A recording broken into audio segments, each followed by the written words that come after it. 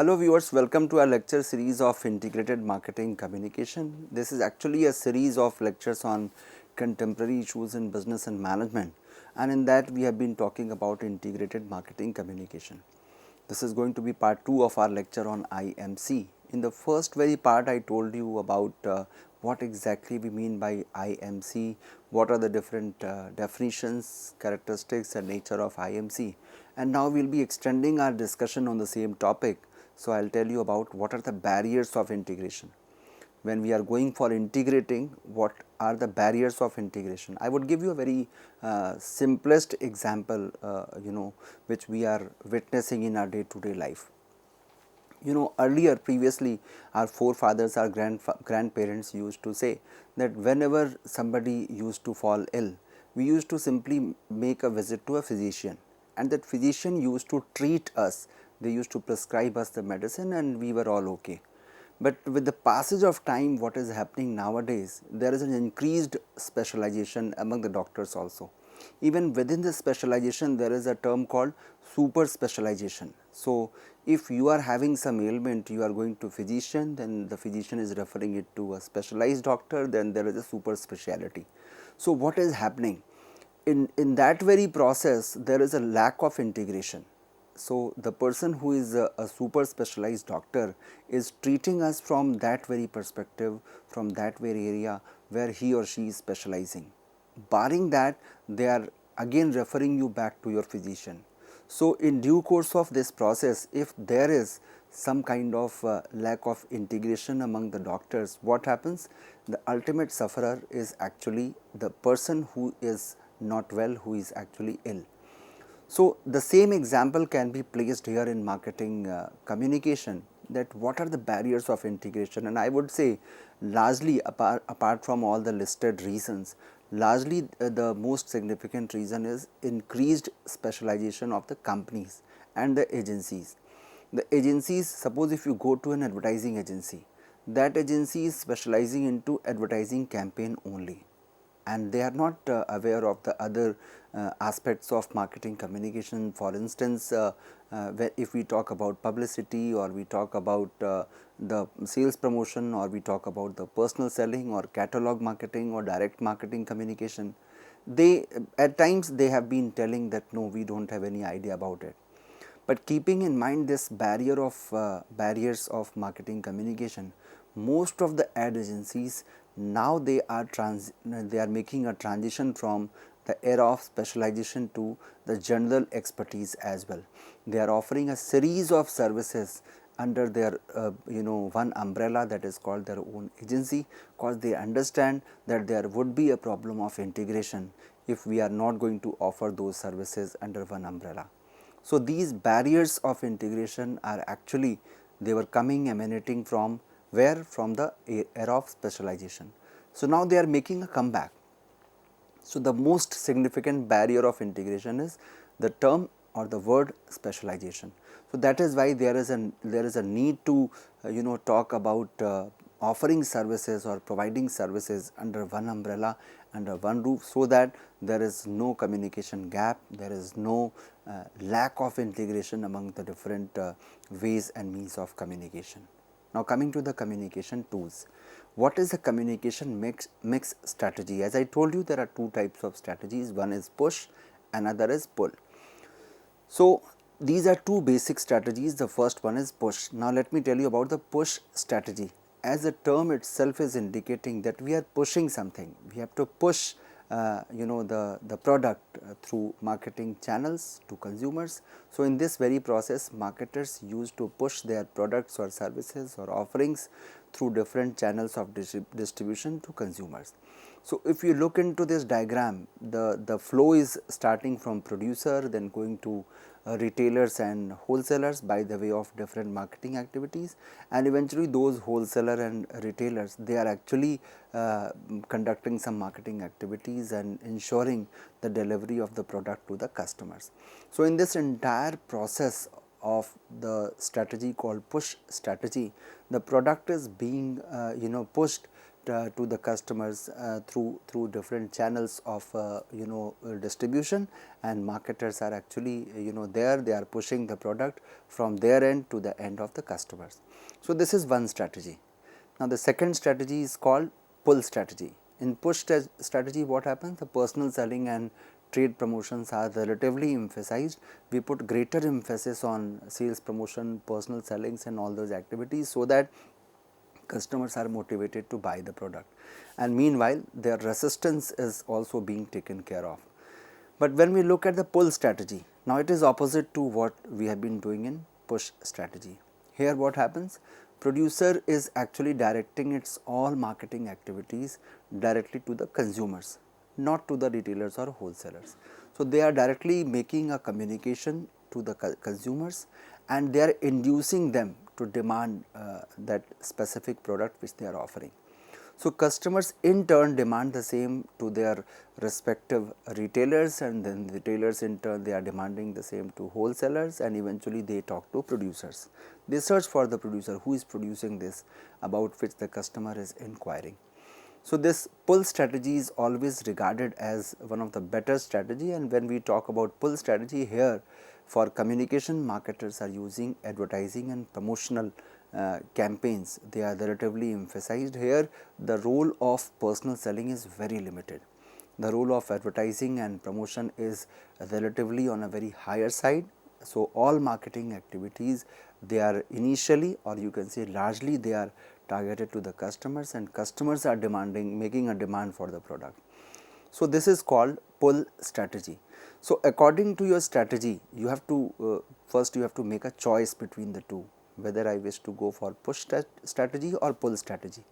So, once you have decided, accordingly your all communication program would be designed. For instance, if I am believing into pull strategy, as a company my greater emphasis would be on advertising and promotional campaigns, as compared to the other companies who are actually adopting to push strategy. They will be looking into personal selling and other promotional activities as well.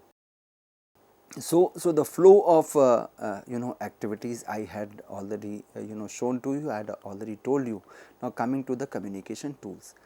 When I have to make a mass appeal, of course, I will be using a tool which aim to reach many prospective customers at the same time. I want to make a mass appeal, and for that what would be the tool?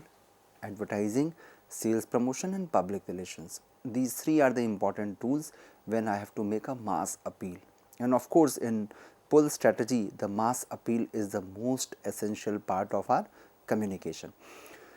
Coming to advertising, what is advertising? As we all know that it can offer reasons to buy and reach masses of geographically dispersed buyers with repeated exposures, because you are either using television advertising or radio advertising or print media you are using. So, you are actually targeting masses at one point of time. Now, there is always a pros and cons of any tool which you are using. If you ask me about advertising, its benefit, I would say that as a marketer you would have control over what message is going to speak about, when it will appear and who is likely to see it. That all you can decide if you are using advertising. But at the same time, what is the disadvantage of it? What are the cons of it?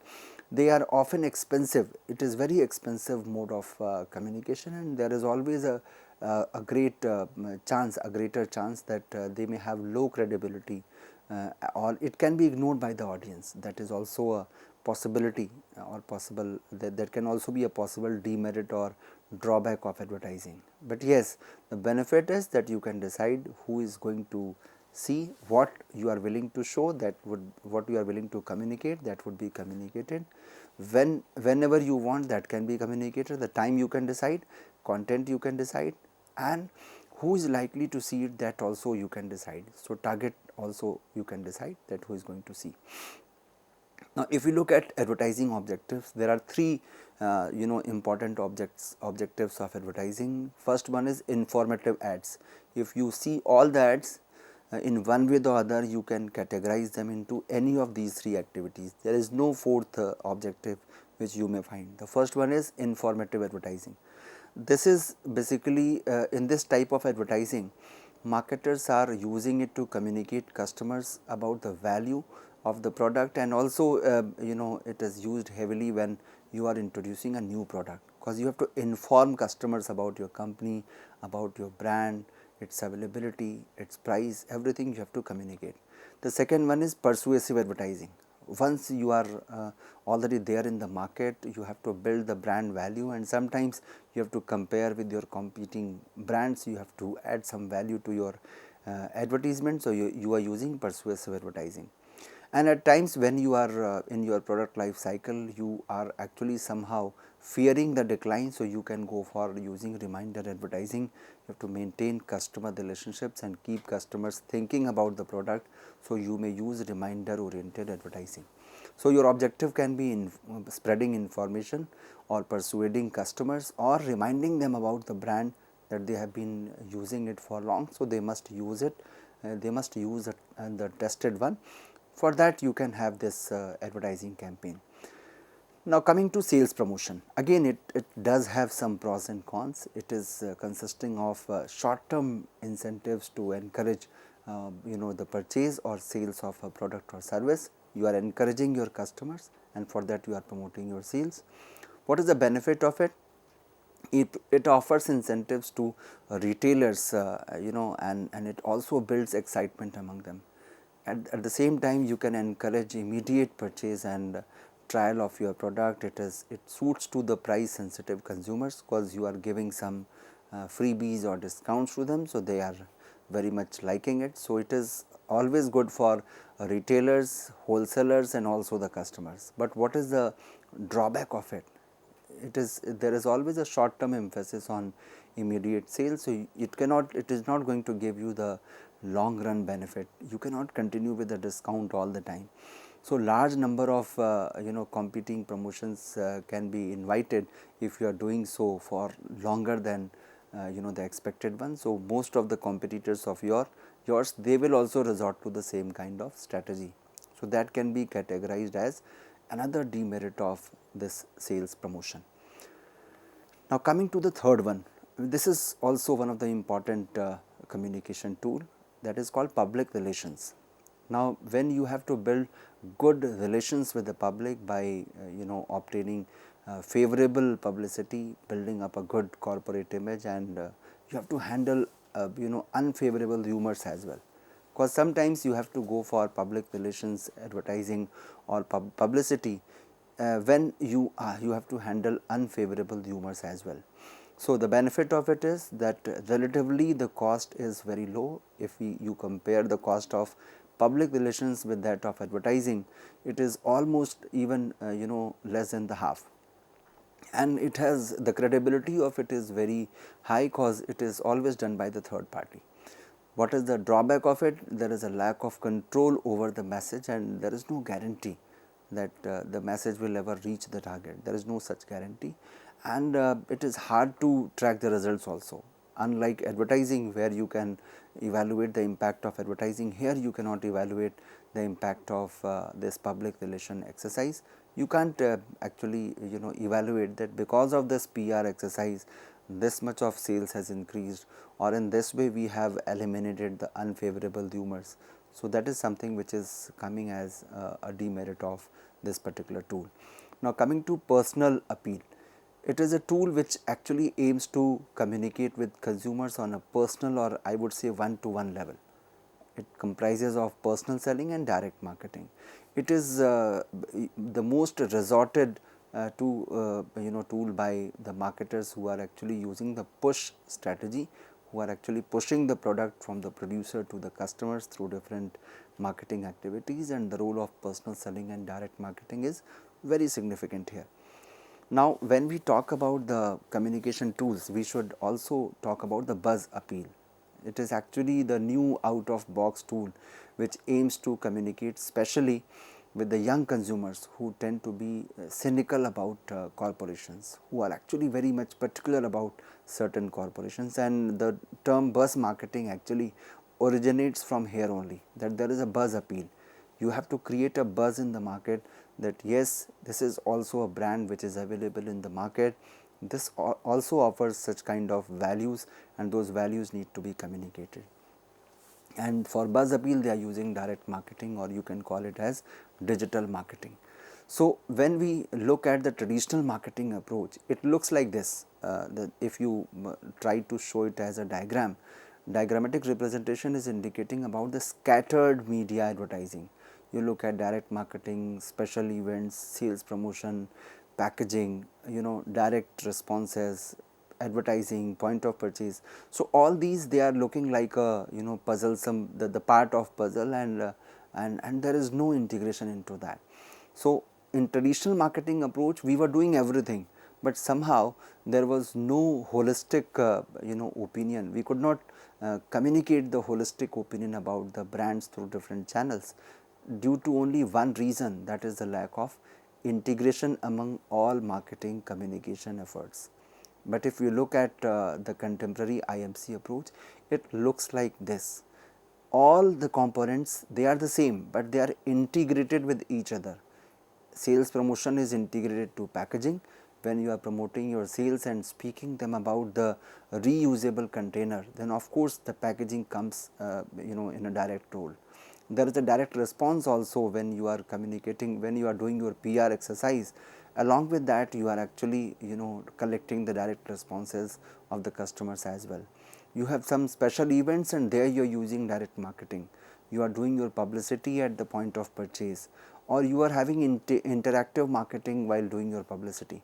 So they are integrated to each other. That is why we call it to be a contemporary IMC approach, where all the tools of communication, regardless of their diverse nature, they are integrated with each other to ensure the achievement of organizational goal, that is profit through customer satisfaction. Now, if you ask me about one line definition of IMC, I would say that it is a strategic business process. We are actually being very strategic in designing our process in such a way, so that when we are planning, developing, executing and evaluating our efforts, and the efforts need to be coordinated, measurable, persuasive in nature when we are talking about brand communication programs. So it is, there are two things which are going simultaneously. One is you are planning, developing, executing and evaluating, and for what you are doing, you are actually doing a coordinated, measurable, persuasive brand communication programs with your prospective customers or your audiences. So there are two different aspects of it. One is talking about the efforts, another is talking about its execution, evaluation and also the integration. So the ultimate goal of IMC is what? It is to generate short term financial returns and build long term brand value. This is very important for us to understand that all advertising or communication programs, their objective is to generate short term financial returns, because unless they generate that particular result, nobody is going to use that specific tool of communication, because they want results. If I am doing some advertising, I need some result out of that, because that advertising effort is involving some amount of cost. So there has to be a compensation of that cost by the way of increased revenue.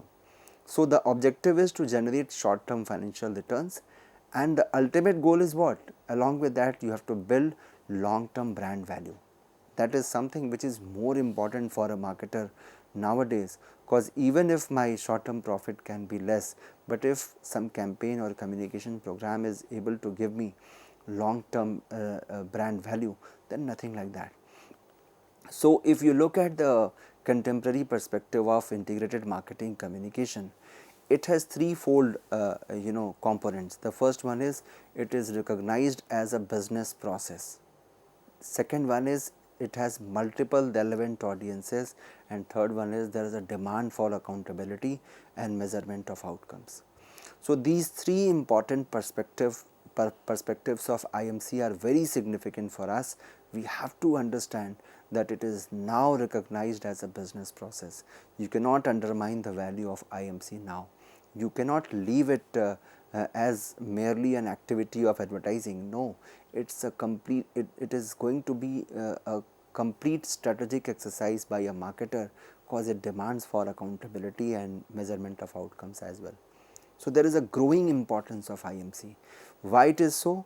Because there is a strategic integration of communication functions. You have to avoid duplication, you have to ensure synergy among promotional tools, you have to be more efficient and effective in terms of your marketing campaigns. So, this is the strategic integration of communication function which is making it very important now.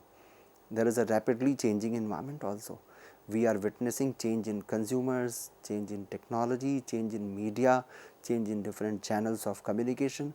So, all those changes, they are demanding the integration among different sources. So, if you look at the reason behind the growing importance of IMC, I would say from media advertising to multiple forms of communication we are witnessing.